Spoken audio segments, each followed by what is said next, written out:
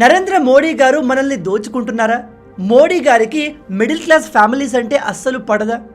ఒకసారి మోడీ గారి ఈ ఓల్డ్ వీడియో చూడండి. ये टैक्सेशन सिस्टम सामान्य मानव के जीवन पर बोझ बनी, अफसरशाही की लगाम बढ़ती चली जाती, उसमें एक नए तरीके से देख करके रिफॉर्म लाने की समय की मांग है. ఇక్కడ మోడీ గారు ఏం చెప్తున్నారంటే ఈ ఇన్కమ్ ట్యాక్స్ అనేది సాధారణ ప్రజలపైన, మధ్యతరగతి కుటుంబాలపైన భారంగా మారుతుంది. దీని కారణంగా ప్రజలు ఎంతో ఇబ్బంది పడుతున్నారు. దీన్ని మార్చాల్సిన సమయం వచ్చింది. ఈ ఇన్కమ్ ట్యాక్స్ సిస్టంలో రీఫార్మ్ తీసుకురావాల్సిన సమయం వచ్చింది అని చెప్తున్నారు. కానీ గత 10 సంవత్సరాల నుంచి మోడీ గారి గవర్నమెంట్లోనే ప్రజలపైన అత్యధికంగా ట్యాక్స్లను విధించారు. However, what has remained largely unaddressed are the problems of middle class India, hard hit by salary cuts or job losses, no tax cuts or incentives. మన ఇండియాలో కేవలం 1 to 2% ప్రజలు మాత్రమే ఇన్కమ్ ట్యాక్స్ ని పే చేస్తారు. కానీ దేశంలో కలెక్ట్ అయ్యే టోటల్ ట్యాక్స్లో 20% వీళ్ళ నుంచే వస్తుంది. అలా ఎందుకు అంటే మన దేశంలో ఎక్కువ మంది చేసే ఒక వృత్తి పైన ఎటువంటి ట్యాక్స్ లేదు. ఇక పెద్ద పెద్ద బిజినెస్ మ్యాన్ల విషయానికి వస్తే వాళ్ళు గవర్నమెంట్కి ట్యాక్స్ పే చేయకుండా ఉండే లీగల్ ట్రిక్స్ని ఉపయోగించి తప్పించుకుంటారు. ఇక మిగిలింది చిన్న చిన్న ఉద్యోగాలు చేసే మీలాంటి వాళ్ళు అండ్ నాలాంటి వాళ్ళు. మనం ప్రతిరోజు ఉదయం 9 నుంచి 6 వరకు ఆఫీస్లో పనిచేస్తాం. ఆ తర్వాత ఇంటికి వెళ్లేందుకు ట్రాఫిక్లో గంటల పాటు కూర్చోవలసి ఉంటుంది. ధారణం ఏమిటంటే ఇంటికి వెళ్ళే రోడ్డు ఏమైనా ప్రాపర్గా ఉంటుందా అంటే అది కూడా నో. హైదరాబాద్లోని చాలా మటుకు రోడ్లపైన గతుకులు, పెద్ద పెద్ద గుంతలు ఉంటాయి. ఈ రోడ్లు ఎంత దారుణంగా ఉన్నప్పటికీ మనం మాత్రం ఖచ్చితంగా గవర్నమెంట్కి రోడ్ ట్యాక్స్ కట్టాల్సింది. ఇలాంటి రోడ్లపైన మన వెహికల్స్ నడిపితే అవి త్వరగా డ్యామేజ్ అవుతాయి. ఇక్కడ విచిత్రం ఏమిటంటే ఇలాంటి రోడ్లపైన నడిపేందుకు కొనే బైక్స్, కార్ పైన కూడా మనం రకరకాల ట్యాక్స్ని పే చేయాల్సి ఉంటుంది. కేవలం ఇక్కడితోనే అయిపోలేదు. మీరు ఆఫీస్లో రాత్రి పగలు అనే తేడా లేకుండా కష్టపడి డబ్బులు సంపాదిస్తుంటే ఆ డబ్బు నుంచి కూడా కొంత శాతాన్ని గవర్నమెంట్ లాగేసుకుంటుంది. దాదాపు 30% మన ఇన్కమ్ని గవర్నమెంట్ లాగేసుకుంటుంది. అంటే ఉద్యోగం చేసే ప్రతి ఒక్కరూ సంవత్సరం అంతా కష్టపడి డబ్బులు సంపాదిస్తుంటే అందులో నుంచి 2-3 నెలల శాలరీ గవర్నమెంట్కి ఫ్రీగా ఇచ్చేయాలి. ఇక్కడితోనే అయిపోలేదు. కిసాన్ సెస్, స్వచ్ఛ భారత్ సెస్ అంటూ రకరకాల సెస్ ట్యాక్స్లు విధించి గవర్నమెంట్ ప్రజల రక్తాన్ని పీలుస్తుంది. ఇక్కడ నాకు ఆశ్చర్యం కలిగించే విషయం ఏమిటంటే గవర్నమెంట్ మన దగ్గర నుంచి ఇంత భారీ మొత్తంలో ట్యాక్సులు తీసుకొని కూడా మనకు సరైన ఫెసిలిటీస్ని ప్రొవైడ్ చేయదు. ఉదాహరణకి ఏదైనా ఆరోగ్య సమస్య వస్తే మీలో ఎంతమంది గవర్నమెంట్ హాస్పిటల్కి వెళ్తారు? గవర్నమెంట్ హాస్పిటల్కి వెళ్తే వాళ్ళు ఫ్రీగా ట్రీట్మెంట్ ఇస్తారని తెలిసి కూడా మనలో చాలామంది అక్కడికి వెళ్ళం. ఎందుకు? వాళ్ళ సర్వీస్ అంత వరస్ట్గా ఉంటుంది కాబట్టి. అండ్ మీలో ఎంతమంది పిల్లలు గవర్నమెంట్ స్కూల్లో చదువుతున్నారు? మన దేశంలో దాదాపు 70% కంటే ఎక్కువ మంది పేరెంట్స్ తమ పిల్లల్ని గవర్నమెంట్ స్కూల్లో పంపేందుకు ఇష్టపడట్లేదు. ఇక మన దేశంలో నీట్నెస్, క్లీన్లీనెస్ ఎంత గొప్పగా ఉంటుందో మనందరికీ తెలుసు. బయట రోడ్డు పైన చెత్త ఉందని గవర్నమెంట్కు ఎన్నిసార్లు ఫోన్ చేసి కంప్లైంట్ చేసినా పెద్దగా రెస్పాండ్ కాని సందర్భాలు చాలా ఉన్నాయి. ధారణం ఏమిటంటే భారతీయులుగా మనం ప్రభుత్వానికి ఎంత ట్యాక్సులు కట్టినప్పటికీ తాగడానికి గవర్నమెంట్ నుంచి క్లీన్ వాటర్ లభించదు. మీరు గమనించండి, హైదరాబాద్లో ఉన్న ప్రతి ఇంట్లో వాటర్ ప్యూరిఫైర్ ఉంటుంది. దాదాపు 30% కంటే ఎక్కువ మంది రిచ్ పీపుల్స్ ఇంట్లో ఎయిర్ ప్యూరిఫైర్ ఉంటుంది. ఇక్కడ దరిద్రం ఏమిటంటే వీటిని కొనేందుకు కూడా వాటిపైన దాదాపు 18% GSTని మనం అదనంగా పే చేయాలి. ఇక్కడ నా మేజర్ క్వశ్చన్ ఏమిటంటే గవర్నమెంట్ మన దగ్గర నుంచి ఇంత భారీ లెవెల్లో ట్యాక్సులు తీసుకొని కూడా కనీస ఫెసిలిటీస్ని ఎందుకు ప్రొవైడ్ చేయలేకపోతుంది? దేశ పరిస్థితి ఈ విధంగా ఉంది కాబట్టే ప్రతి సంవత్సరం మన దేశంలోని మిలియనియర్లు ఇండియాని వదిలి వేరే దేశాలకు షిఫ్ట్ అయిపోతున్నారు. అందుకే ఈ వీడియోలో మనం అసలు గవర్నమెంట్ ఇంత డబ్బును ట్యాక్స్గా కలెక్ట్ చేసి ఏం చేస్తుంది? 140 కోట్ల మంది జనాభా ఉన్న ఈ దేశంలో కేవలం 2% ప్రజలు మాత్రమే ఎందుకు ట్యాక్స్ని కడుతున్నారు? మిగతా వారు ఎందుకు కట్టట్లేదు? ఈ విషయాల్నే క్లియర్గా తెలుసుకుందాం. వీడియోలోకి వెళ్లే ముందు మీ అందరికీ ఒక simple question. GST full form ఏంటి? Number 1 general sales tax, number 2 goods and service tax, number 3 government sales tax, number 4 general service tax. మీ ఆన్సర్ని కింద కామెంట్లో చెప్పండి. చూద్దాం మీలో ఎంతమంది కరెక్ట్గా ఆన్సర్ చెప్తారు అనేది. దీనికి రైట్ ఆన్సర్ నేను వీడియో ఎండ్లో చెప్తాను. కాబట్టి వీడియోని ఏమాత్రం స్కిప్ చేయకుండా పూర్తిగా చూసి అన్ని విషయాలు తెలుసుకోండి.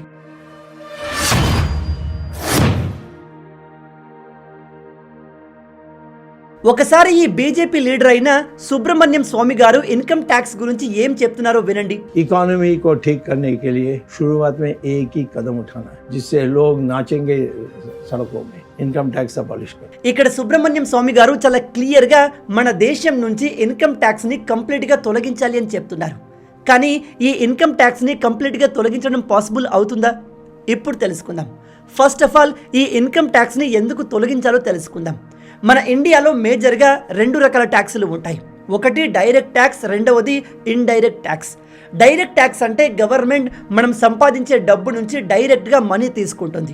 ఉదాహరణకి మన శాలరీ నుంచి గవర్నమెంట్ తీసుకునే ఇన్కమ్ ట్యాక్స్, బిజినెస్ చేసే వారి దగ్గర నుంచి తీసుకునే business related tax, even mutual ఫండ్స్లో కూడా మీరు ఎక్కువ డబ్బులు సంపాదిస్తే అందులో నుంచి కూడా గవర్నమెంట్ ట్యాక్స్ని తీసుకుంటుంది. అంటే గవర్నమెంట్ ఇక్కడ మీ శాలరీ నుంచి డబ్బులు తీసుకుంటుంది అండ్ శాలరీని సేవ్ చేసి మ్యూచువల్ ఫండ్లో డబ్బు పెట్టి ప్రాఫిట్ సంపాదించినా కూడా అక్కడి నుంచి కూడా ట్యాక్స్ని తీసుకుంటుంది. ఇక ఇండైరెక్ట్ ట్యాక్స్ విషయానికి వస్తే మీరు మీ ఇంటికి కావాల్సిన ఏ గ్రాసరీ సామాన్లు కొన్నా వాటిపైన చిన్న చిన్న అక్షరాలతో రాసి ఉంటుంది ఇంక్లూడింగ్ ఆల్ ట్యాక్సెస్ అని. అంటే మీరు కొనే ప్రతి వస్తువు పైన గవర్నమెంట్కి ట్యాక్స్ కడుతున్నారు. ఇక్కడ విషయం ఏమిటంటే మీరు ఉద్యోగం చేస్తున్నా, బిజినెస్ చేస్తున్నా, ఏమీ చేయకుండా బయట షాపింగ్ చేసిన ప్రతి వస్తువు పైన గవర్నమెంట్ మీ దగ్గర నుంచి ట్యాక్స్ని కలెక్ట్ చేస్తుంది. ఈ ట్యాక్స్ విషయంలో దేశ ప్రజలపైన ఎటువంటి పార్షాలిటీ ఉండదు. అంటే ముఖేష్ అంబానీ ఒక వస్తువు పైన ఎంతైతే ట్యాక్స్ కడుతున్నాడో మీరు కూడా అంతే ట్యాక్స్ని కట్టాలి. మీలో తెలియని వాళ్ళకి చెప్తున్నాను, మనం ప్రతిరోజు వాడే సోప్ అండ్ టూత్పేస్ట్ పైన కూడా గవర్నమెంట్ 18% GST ఛార్జ్ చేస్తుంది.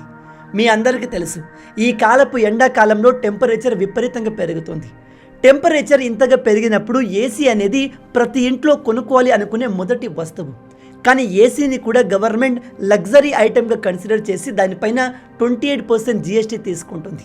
మన భారత ప్రభుత్వం GST ద్వారా దాదాపు 18 to 20% రెవెన్యూ సంపాదిస్తుంది. ఈ GSTని దేశంలో ఉన్న ప్రతి ఒక్కరూ పే చేస్తారు అండ్ దాదాపు సేమ్ ఇంతే ఇన్కమ్ని గవర్నమెంట్ ఇన్కమ్ ట్యాక్స్ ద్వారా కూడా సంపాదిస్తుంది. కానీ ఇక్కడ మేజర్ డిఫరెన్స్ ఏమిటంటే ఇన్కమ్ ట్యాక్స్ని మన దేశంలో ఉన్న కేవలం 2 నుంచి 2.5 కోట్ల మంది మాత్రమే పే చేస్తారు. ఇది చాలా పెద్ద ప్రాబ్లం. ఎందుకు అంటే 140 కోట్ల మంది జనాభా ఉన్న మన దేశంలో కేవలం 2 కోట్ల మంది మాత్రమే ఇన్కమ్ ట్యాక్స్ని పే చేస్తారు అండ్ దాని నుంచి ఈ దేశ ఇన్కంలో 20% జనరేట్ అవుతుంది. మన దేశంలో ఇన్కమ్ ట్యాక్స్ని ఇంత తక్కువ మంది ఎందుకు పే చేస్తారు అంటే మొదటగా డబ్బున్న వాళ్ళు ఈ ట్యాక్స్ కట్టకుండా తప్పించుకోవడానికి లీగల్ అండ్ ఇల్లీగల్ ట్రిక్స్ని వెతుక్కొని తప్పించుకుంటారు. అండ్ మన దేశంలో ఉన్న చాలా మట్టుకు జనాభా యొక్క ఇన్కమ్ ట్యాక్స్ పే చేసేంత లేదు. అంటే వీళ్ళ ఇన్కమ్ చాలా తక్కువగా ఉంటుంది. గవర్నమెంట్ వాళ్ళ దగ్గర నుంచి ఎటువంటి ట్యాక్స్ని కలెక్ట్ చేయదు. ఇక్కడ చాలామంది మిస్ అయ్యే ఇంకో మేజర్ పాయింట్ ఏమిటంటే మన దేశంలో దాదాపు 54.6% జనాభా వ్యవసాయం చేస్తారు. గవర్నమెంట్ ఈ వ్యవసాయం చేసే రైతుల దగ్గర నుంచి ఒక్క పైసా కూడా ట్యాక్స్ తీసుకోదు. ఇప్పుడు మీలో చాలామంది అనుకుంటారు, రైతుల దగ్గర నుంచి ట్యాక్స్ తీసుకోకపోవడం చాలా మంచి విషయమే కదా బ్రదర్ అని. ఎస్, రైతుల దగ్గర ట్యాక్స్ తీసుకోకపోవడం చాలా మంచి విషయం. కానీ రైతుల్లో కూడా డిఫరెంట్ టైప్స్ ఆఫ్ రైతులు ఉన్నారు. 2 నుంచి 5 ఎకరాల పొలం ఉన్న రైతులు లక్షలేం సంపాదించారు. అలాంటి వారి దగ్గర నుంచి గవర్నమెంట్ ట్యాక్స్ తీసుకోకపోవడంలో ఒక అర్థం ఉంది. కానీ చాలామంది రైతుల దగ్గర 20 నుంచి మొదలు పెడితే 100 ఎకరాల పొలం ఉండి వాళ్ళు లక్షలు కోట్లు సంపాదిస్తున్నారు. మీరు చెప్తే నమ్మరు, నార్త్ ఇండియాలో ఎస్పెషల్లీ పంజాబ్లోని రైతుల దగ్గర పెద్ద పెద్ద లగ్జరీ కార్స్ ఉన్నాయి. మన సెలబ్రిటీల దగ్గర లేని వెహికల్స్ కూడా వాళ్ళ దగ్గర ఉంటాయి. విచిత్రం ఏమిటంటే వాళ్ళంతా రైతుల కేటగిరీ కిందకే వస్తారు. కాబట్టి గవర్నమెంట్కి పైసా ట్యాక్స్ కూడా పే చేయరు. మీరు వ్యవసాయం చేసి కోట్లు సంపాదించినప్పటికీ గవర్నమెంట్ మీ దగ్గర నుంచి రూపాయి ట్యాక్స్ కూడా తీసుకోదు. దీనికి బెస్ట్ ఎగ్జాంపుల్ రీసెంట్గా షారూఖ్ ఖాన్ కూతురు సుహానా ఖాన్ 12 కోట్లు పెట్టి వ్యవసాయ భూమిని కొని తనను తాను ఒక ఫార్మర్గా డిక్లేర్ చేసుకుంది. దాంతో ఆమె గవర్నమెంట్కి పే చేయాల్సిన కోట్ల రూపాయల ట్యాక్స్ డబ్బుల్ని సేవ్ చేసుకుంది. మీరు చెప్తే నమ్మరు, మన దేశంలో ఉన్న దాదాపు 30% ఎంపీలు తమను తాము రైతులుగా చెప్పుకుంటారు.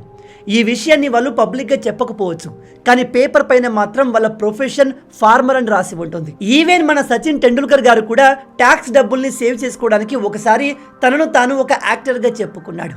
ఇలా డబ్బున్న వాళ్ళు ట్యాక్స్ కట్టకుండా తప్పించుకుంటున్నారు అండ్ కోట్లు సంపాదించే రైతులు గవర్నమెంట్ స్కీమ్ని ఆసరగా తీసుకొని ట్యాక్స్ డబ్బుల్ని ఎగ్గొడుతున్నారు. ఇక మిగిలింది ఎవరు? చిన్న చిన్న ఉద్యోగాలు చేసుకునే మీలాంటి నాలాంటి మిడిల్ క్లాస్ ఫ్యామిలీస్. అందుకే గవర్నమెంట్ ఈ మిడిల్ క్లాస్ ఫ్యామిలీస్ని మరింత పిండి వాళ్ళ దగ్గర నుంచి భారీ మొత్తంలో ట్యాక్స్ని కలెక్ట్ చేస్తుంది. మీ యాన్యువల్ శాలరీ ప్యాకేజ్ 15 lakhs కంటే ఎక్కువగా ఉంటే దానిపైన 30% ఇన్కమ్ ట్యాక్స్ని కట్టాలి. 15 లక్షల ప్యాకేజీకి హైదరాబాద్లో పనిచేసే వాళ్ళు రోజుకి 10 గంటలు కష్టపడతారు. అండ్ ఇలాంటి వాళ్ళ దగ్గర నుంచి గవర్నమెంట్ 30% డబ్బుని సిగ్గు లేకుండా ట్యాక్స్ రూపంలో లాగేసుకుంటుంది. కానీ కోట్లు సంపాదించే బిజినెస్ మ్యాన్లను మాత్రం ఏమీ చేయలేకపోతుంది. ఈ లెక్కన చూసుకుంటే ఈ ఉద్యోగం చేసే వాళ్ళు సంవత్సరంలో దాదాపు 3 నుంచి 4 నెలలు గవర్నమెంట్ కోసం ఫ్రీగా పనిచేస్తున్నట్టు. గవర్నమెంట్ ట్యాక్స్ రూపంలో మన దగ్గర నుంచి డబ్బును తీసుకుంటుంది దేశాన్ని అభివృద్ధి చేయడానికే కదా అని మీలో కొంతమంది అనుకోవచ్చు. మరి అలాంటప్పుడు దేశంలో అభివృద్ధి కనిపిస్తుందా? హైదరాబాద్, బెంగళూరు లాంటి ప్రాంతాల్లో ట్రాఫిక్ మామూలుగా ఉండదు.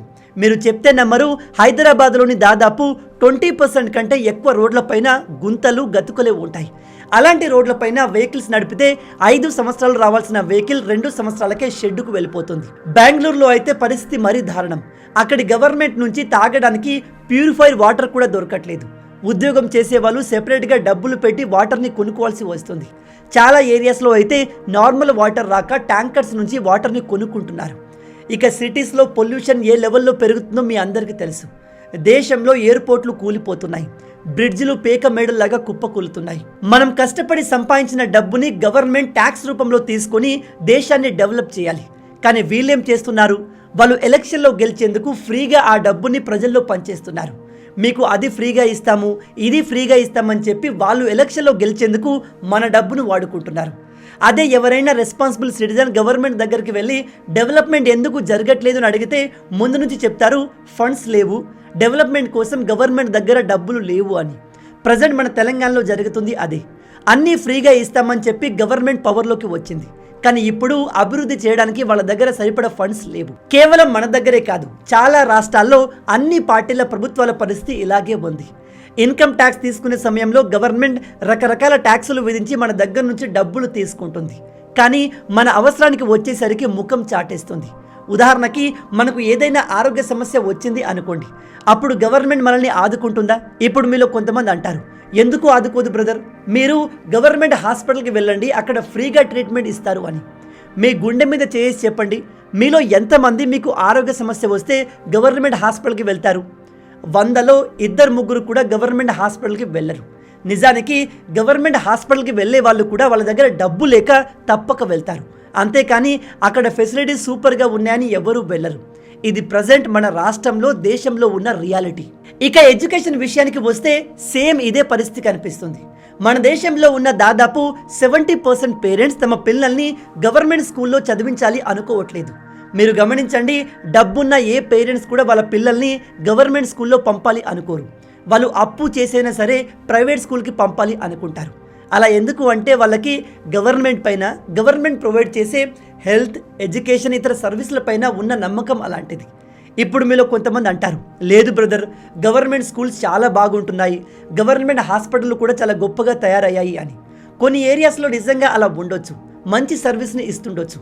కానీ అన్ని చోట్ల ఈ పరిస్థితి లేదు. ఒకవేళ నిజంగానే గవర్నమెంట్ స్కూల్స్ ఇప్పుడు అంత గొప్పగా ఉన్నాయి అంటే మరి పొలిటీషియల్ లీడర్లు ఎందుకు గవర్నమెంట్ స్కూల్స్కి వెళ్ళట్లేదు? మనం ఎందుకు మన పిల్లల్ని గవర్నమెంట్ స్కూల్కి పంపాలి అనుకోవట్లేదు?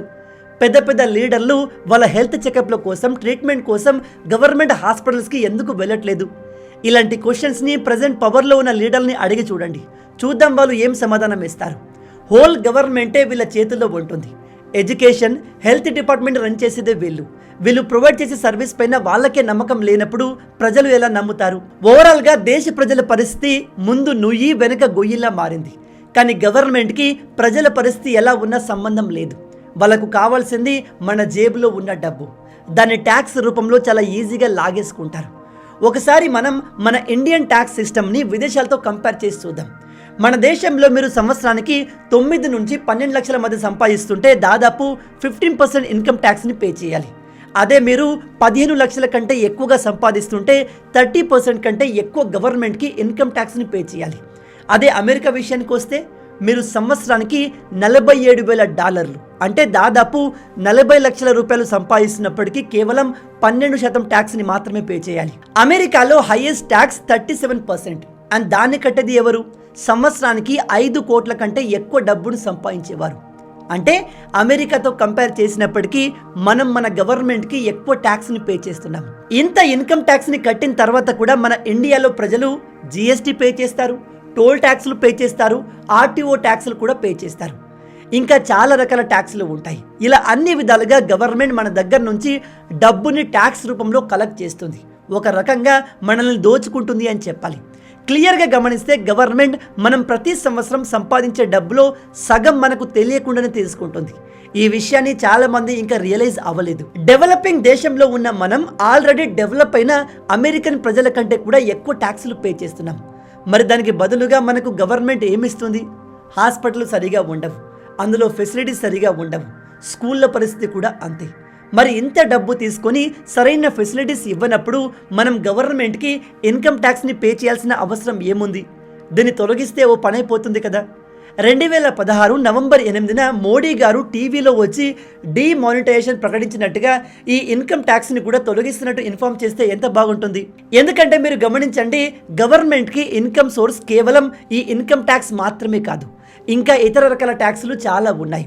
ఇన్కమ్ ట్యాక్స్ ద్వారా గవర్నమెంట్కి దాదాపు 18 to 20% ఇన్కమ్ మాత్రమే వస్తుంది. ఈ ఇన్కమ్ ట్యాక్స్ని తొలగిస్తే ప్రజల దగ్గర ఎక్కువ డబ్బులు మిగులుతాయి. ఈ మిగిలిన డబ్బుని ప్రజలు ఎలాగో బ్యాంకులో సేవ్ చేస్తారు, లేదా డిఫరెంట్ ప్లాట్ఫామ్స్లో ఇన్వెస్ట్ చేస్తారు. ఇన్వెస్ట్ చేయని వారు ఏదైనా వస్తువులు కొంటూ ఉంటారు. నార్మల్ కార్ కొనాలి అనుకునే వారు లగ్జరీ కార్ని కొంటారు. అలాగే నార్మల్ ఫోన్ కొనాలి అనుకునే వాళ్ళు డబ్బులు మిగలడంతో కాస్త మంచి ఫోన్ని కొంటారు. డబ్బులు లేక ఇంట్లో టీవీలో సినిమాలు చూడాలనుకునే వాళ్ళు డబ్బులు మిగిలేసరికి సినిమా థియేటర్కి వెళ్ళి సినిమాలు చూస్తారు. దీని ద్వారా గవర్నమెంట్కి వచ్చే ఇండైరెక్ట్ ట్యాక్స్ ఇన్కమ్ పెరుగుతుంది. ఎందుకంటే ఈ అన్నిట్లో ప్రజలు గవర్నమెంట్కి జిఎస్టీ పే చేస్తారు. సో ఇన్కమ్ ట్యాక్స్ ద్వారా గవర్నమెంట్ సంపాదించే డబ్బుని ఇలా కూడా కలెక్ట్ చేసుకోవచ్చు. ఇలా చేస్తే ఇండియన్ మార్కెట్లో కూడా మనీ ఫ్లో పెరుగుతుంది. దాంతో ఆటోమేటిక్గా డిమాండ్ పెరుగుతుంది. డిమాండ్ పెరిగితే మ్యానుఫ్యాక్చరింగ్ పెరుగుతుంది. ఎక్కువ మ్యానుఫ్యాక్చరింగ్ చేయడానికి కొత్త కొత్త కంపెనీస్ ఎస్టాబ్లిష్ అవుతాయి. కొత్త కంపెనీస్ వస్తే ఎక్కువ ఉద్యోగాలు వస్తాయి. ఉద్యోగం చేసేవాళ్ళు పెరిగితే బయట ఖర్చు చేసేవారు కూడా పెరుగుతారు. బ్లాక్ మనీ కూడా తగ్గే అవకాశం ఉంది. ఎందుకంటే ట్యాక్స్లకు భయపడే చాలా మంది తమ ఇన్కమ్ని డిస్క్లోజ్ చేయరు. ఇన్కమ్ ట్యాక్సే లేనప్పుడు వాళ్ళు తమ ఇన్కమ్ని దాయాల్సిన అవసరం ఏముంది? అలాగే మన దేశంలో ఇన్కమ్ ట్యాక్స్ ఎక్కువ ఉందని చెప్పి చాలా మంది మిలియనియర్లు ప్రతి సంవత్సరం దేశం వదిలి వెళ్ళిపోతున్నారు. అలాంటి వాళ్ళు కూడా తిరిగి వచ్చే అవకాశం ఉంది. మరి ఇన్ని ప్రయోజనాలు ఉన్నప్పుడు గవర్నమెంట్ ఎందుకు ఇన్కమ్ ట్యాక్స్ని తొలగించట్లేదు అంటే ఇవన్నీ కేవలం పేపర్ మీద మాత్రమే పాసిబుల్ అవుతాయి. ఇన్కమ్ ట్యాక్స్ని తొలగిస్తే మనం ఇప్పటిదాకా డిస్కస్ చేసిన బెనిఫిట్స్ జరగాలి, కానీ రియల్ లైఫ్లో అలా జరగట్లేదు. రియల్ లైఫ్లో ఏ గవర్నమెంట్ అయినా ఇన్కమ్ ట్యాక్స్ని తొలగిస్తే వాళ్ళకు లాభం కంటే నష్టమే ఎక్కువగా వస్తుంది. ఇంకా కొత్త ప్రాబ్లమ్స్ క్రియేట్ అవుతున్నాయి. మీకు ఇందాక చెప్పాను, గవర్నమెంట్ తమ 19 to 20% ఇన్కమ్ని ఇన్కమ్ ట్యాక్స్ నుంచి కలెక్ట్ చేస్తుంది అని. ఈ ఇన్కమ్ ట్యాక్స్ని తొలగిస్తే ఇండైరెక్ట్ ట్యాక్స్ నుంచి ఈ 20% అమౌంట్ని ఫుల్గా రికవరీ చేయలేము. దాంతో గవర్నమెంట్ ఇంకొన్ని కొత్త ట్యాక్స్లను ఇంట్రడ్యూస్ చేయాల్సి ఉంటుంది. దాని కారణంగా దేశంలో వస్తువుల రేట్లు పెరుగుతాయి. అదేవిధంగా ఇన్ఫ్లేషన్ కూడా పెరుగుతుంది. శాలరీలు సంపాదించే వాళ్ళు, బిజినెస్ చేసే వాళ్ళు ఈ ఇన్ఫ్లేషన్ని తట్టుకోగలరు. కానీ ఎవరైతే ఇన్కమ్ ట్యాక్స్ పే చేసేంత శాలరీస్ని ఎర్న్ చేయట్లేదో వాళ్ళు విపరీతంగా సఫర్ అవుతారు. కనీస వస్తువుల్ని కొనడం కూడా వాళ్ళకు పాసిబుల్ అవ్వదు. దేశంలో ఇన్ఫ్లేషన్ పెరిగితే విదేశాల నుంచి మనకు రావాల్సిన పెట్టుబడులు భారీగా తగ్గుతాయి. ఎందుకంటే ఇన్ఫ్లేషన్ ఉన్న ప్లేస్లో ప్రాఫిట్స్ని గెయిన్ చేయడం అంత ఈజీ కాదు. కాబట్టి ఫారెన్ ఫండింగ్, ఫారెన్ ఇన్వెస్ట్మెంట్ భారీగా తగ్గిపోతుంది. ఇలా కొన్ని దేశాల్లో ఆల్రెడీ జరిగింది. ప్రపంచవ్యాప్తంగా చాలా దేశాలు ఉన్నాయి. అక్కడ ఇన్కమ్ ట్యాక్స్ని ఆల్మోస్ట్ జీరో చేశారు. కానీ ఆ డబ్బుల్ని రికవరీ చేయడానికి కొత్త రకాల ట్యాక్సుల్ని వాళ్ళ దేశంలో ఇంట్రడ్యూస్ చేశారు. సరే, గవర్నమెంట్ ఇన్కమ్ ట్యాక్స్ని తొలగించడం పాసిబుల్ కాదు, కానీ దేశ పరిస్థితిని ఇంప్రూవ్ చేయడానికి ఏదో ఒక మార్గం ఉంటుంది కదా అంటే ఎస్. దానికోసం మనం ఆల్రెడీ డెవలప్ అయిన దేశాల ట్యాక్స్ సిస్టమ్ని గమనించాలి. ఒకసారి ఈ చార్ట్ని గమనించండి. ఈ 10 దేశాల సిటిజన్షిప్ కోసం మన దేశం నుంచి ప్రజలు అక్కడికి వెళ్తున్నారు. ఎస్పెషల్లీ మన దేశంలో ఉన్న ధనవంతులు ఈ దేశాల్లో సెటిల్ అవ్వడానికి ట్రై చేస్తుంటారు. వీటిలో చాలా మటుకు దేశాలు మనలాగే ఎక్కువగా ట్యాక్స్ను ఛార్జ్ చేస్తాయి. అమెరికాలో చూస్తే అక్కడి టోటల్ పాపులేషన్లో మన ఇండియన్స్ 1% ఉంటారు. కానీ అక్కడ కలెక్ట్ అయ్యే టోటల్ ట్యాక్స్లో 6%ని ఇండియన్స్ పే చేస్తారు. అంటే మన దేశంలోని ప్రజలు హై ట్యాక్స్ పేయింగ్ కంట్రీ అయిన ఇండియా నుంచి ఇంకో హై ట్యాక్స్ పేయింగ్ కంట్రీ అయిన అమెరికాకు షిఫ్ట్ అవుతున్నారు. అదేంటి? అక్కడ కూడా ట్యాక్స్ ఎక్కువగా ఉన్నప్పుడు వీళ్ళు ఎందుకు అక్కడ వెళ్ళేందుకు ఇష్టపడుతున్నారు అంటే దానికి major reason quality of life. America అక్కడి ప్రజల నుంచి భారీ మొత్తంలో ట్యాక్స్లు తీసుకుంటుంది. కానీ అక్కడి గవర్నమెంట్ తీసుకున్న ట్యాక్స్కి తగ్గట్టుగా ఫెసిలిటీస్ని కూడా ప్రొవైడ్ చేస్తుంది.